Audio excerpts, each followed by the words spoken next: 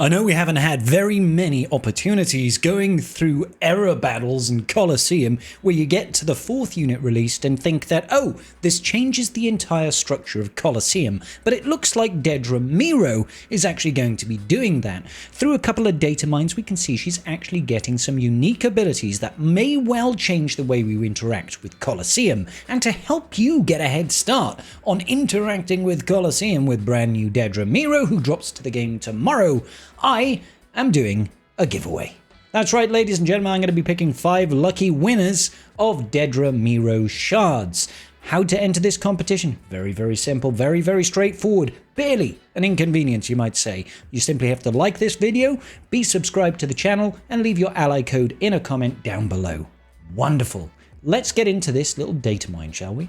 Now, a couple of days ago, I did a video going over a few things in the data mines that were quite interesting, namely going over things that were going to be like changes to the new era challenge that's coming with Dedra Miro and so on and so forth. And when I was doing tribe talks with Carthrick yesterday and Calvin, the awesome gentleman himself, he was a great guest, by the way. People love Calvin. I love Calvin too. I completely forgot to talk about this little insight that we had, right? So we had, you know, the Jedi Knight Cal Kestis Lightspeed bundle, still pretty good, high price point, but you get all of the Omicrons and all the Zetas, and that is actually kind of sexy. Is this one over here, newsletter Dedra Miro hero ability description. This isn't in the game yet, as far as I'm aware. Hi Holotable heroes, a new hero ability is coming for the Coliseum for the remainder of the era of Andor. Saucy. With the introduction of the new ISB sub-faction, we are giving the first unit, Dedra Miro, a hero ability in the Coliseum. This makes the ISB the ideal team to take out some of the bosses of this era. This new ability reads as follows.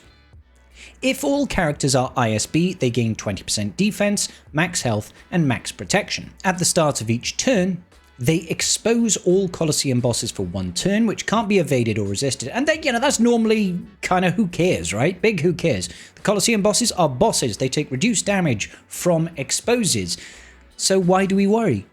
However, it goes on to say, whenever a Coliseum boss is exposed, all ISB characters recover 3% health and protection and gain 15% offense until the end of their turn. Dedra is immune to losing ISB ranks. I'm assuming all of that is under the if all characters are ISB. So she's immediately getting good defense boosts, health boosts, max protection boosts, and at the start of each turn, not just her turn, but every ally's turn, the enemy is going to get exposed, and that's going to increase your max health, your max protection, and your offense until the end of the next turn, sorry. And she's immune to losing ISB ranks, which kind of plays into her kit. If you want to see this in action, set Dedra Miro as the leader when entering Coliseum. Leaving empty slots will summon ISB allies into those slots, up to 4 ISB characters for 4 empty slots. So, I mean, I don't know if this is going to be worth swapping out your full main team, but that seems to be like a big boost. And when we get Partagaz in about a month's time, tomorrow, he actually has a leadership which will be able to further advance this. Now, it might change the way that we generally go about leveling up units inside the era system. What I will say is usually when we're going through the era system, you tend to level them about equally. That seems to make sense to me. You know, you take one person up, you take the other person up, and eventually you get to a choke point, and then you have to invest more and more, right? Dedra might change that in so much as you could probably just invest in just Dedra and just Major Partagaz, and then ignore Vel, Sintra, and Claire, and obviously go for KX. Now, obviously, by the end of Coliseum, by the end of this era, they'll all be era level 65. But I feel like in this particular location, at this time, we could probably just focus on just these guys to boost that score, because you're not going to be using this lot as soon as you've got Major Partagaz at the very least. You know, probably once Dedra is in, it's probably worth just running a full Dedra team. But if you run it with Major Partagaz, who actually has a leadership, it's probably going to be better than running, you know, Major Partagaz with Dedra and then having Claire, Sinter, and Vel. Just because of that hero ability will turn off if all allies are not ISB. Now, she doesn't need to be in the leader slot to actually activate that. They're only saying that because we don't have Major Partagaz right now, and she needs to be in a full team of ISB. Once Major Partagaz is in the team, you'll be able to place him in the leader slot, benefit from his leadership. She will go in the second slot, and then you just run just those two. Forget about Vel, forget about Cinta, forget about Claire. You won't need them per se. And these two will carry with 3 summoned units until, 6 weeks' time when we get the KX security droid, which is... he's rather beastly, to be fair. He's rather big, tall, and intimidating. So that's kind of interesting. I kind of like that setup. Obviously, towards the end, you are going to want to have them all to a certain degree so that you'll be able to unlock Cassian, right? We'll be able to get Cassian in not too long of a time. As soon as Major Partagaz drops to the game, the first run of Cassian's event will go active, I believe. So that's going to be very, very interesting. Very, very interesting. And if you pair all this information with what we've seen in this little post over here, the Coliseum adjustment, Meathead said, "Hello Holotable heroes. After reviewing recent Coliseum data, we noticed that the pace of progression for free-to-play players wasn't where we wanted it to be. To address this, we'll be making some adjustments to the difficulty level to make things easier. Our team will be conducting balance testing throughout the first half of next week," that's this week, "and we expect to release these changes soon after." Now, I had quite a few people reach out to me in Discord talking about this particular level hump within Coliseum, right? They got to like level 39 or they got to level 44 and they couldn't progress to the next tier because they needed to hit 40% of that particular boss's tier, be it tier 3 or tier 4, depending on where your bottleneck was. They simply couldn't beat the Coliseum boss, even though they had all characters at that threshold. So they had 3 characters at error level 39 and they couldn't beat that 40% threshold. They couldn't even get close. It was like 20%. Right? And it was following on week on week on week, and they couldn't progress any further without spending real money to get over that level hump. I did message CG about this. I said, can you take a look into it just in case it is being a bit funky? And it looks like some of those changes are going through. So that's really good to see, right? This is making things easier for the players to actually get over, because the last thing that you want to be able to do or be stuck in doing is when you go over here and you're like, oh, I can't get to level 46 until I get this stuff, and I can't get this stuff until I beat tier 5 or whatever, but you've got all the characters unlocked, they're all there, the strategy's fine, the RNG's fine, but you can't breach that thing, right? You can't get over, so the only way to progress is to be like, oh, well, thank goodness there's a whale pack. Even if this was a crystal pack, it wouldn't be the right way to go, right? So at least CG are taking that on board and seeing, oh, okay, maybe the balancing doesn't quite work for this group of marquees. We need to slightly readjust to make sure that the progression is going as we would expect it to go, make sure people can actually hit those levels appropriately. So props to CG for changing things there. Now, there is one other thing that I wanted to draw your attention to.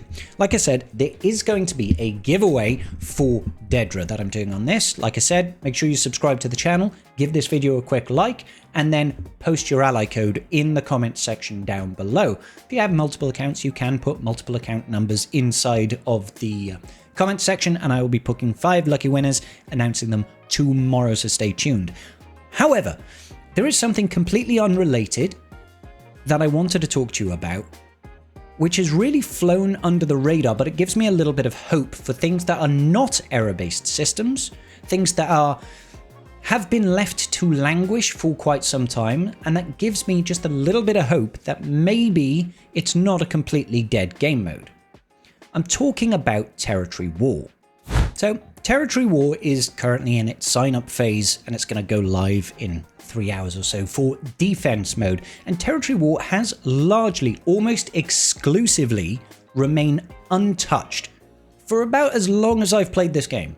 There was this brief moment where CG started messing around and testing with stuff like, oh, let's have some restricted units based on community voted. Let's have some unique abilities, which were kind of like data discs to a certain degree, where we had Mace just clapping down Sith all the time. It was amazing. And then randomly Jawas were insanely powerful and weird stuff like that, right? But since then, CG just haven't touched Territory War at all. And to be honest, to a large degree, GAC has remained the same.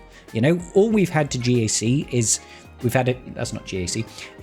had a slight change to the way that the skill rating works and how skill squishing works and things like that. But we haven't had any increases to the board in like 2 years. And the actual format and the reward structure hasn't changed in a long, long time. Now, I do think that Grand Arena is probably better designed and better set up than Territory War, but Grand Arena definitely needs an overhaul itself. And I came across this tiny little tidbit of information that was very interesting to me from a player that enjoys playing this game and likes to engage in PvP activities that makes me think that maybe it's not 100% dead. A few weeks ago, this is how I managed to miss this, there was a post from Meathead that talks about Smuggler's Run 3 being a shared tiered event, and now it's no longer shared, so we can get twice as many rewards essentially, which is a great thing. But down in the comments, I saw this. Please rework the Territory War. We're asking for this for years and nothing has happened. There are lots of issues and lots of ideas. Just read and consider them, please, as soon as possible. This was from DerGameKiller99. And Meathead actually had a comment back here. I have a running document on feedback and suggestions for Territory War. Please send me a private message here with any additional suggestions. This is great. This is great. I'm not sure if... I don't think Meathead posted any further in this document, but he's literally saying he's got a working document where he's taking feedback for Territory War to try and present to the rest of the devs and say, look, here is what the player base is talking about Territory War. Here are some of the solutions that they've come up with. Can we implement anything like this? Even if it's not like updating TW, what if it's let's make a new guild-based PvP game mode that everybody can engage with, right?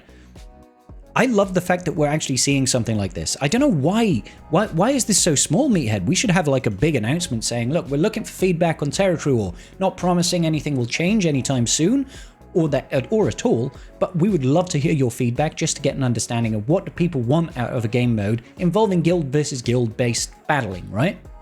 So my message to you people at home, the wonderful tribe and the wider player base of Galaxy of Heroes is, if you have got suggestions for Territory War, either let myself know or let Meathead know so that he can push it to the rest of the devs. I speak to Meathead quite frequently about stuff that I'd like to see in the game, but you never know if it's ever going anywhere.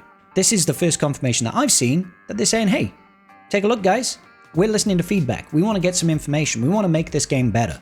So leave it in the comments if nothing else, guys. I'd love to hear it. What are your thoughts? What are your thoughts? All right, ladies and gentlemen, that's going to wrap it up for this video. I will see you all in the very next video. Peace out, and may the Force be with you.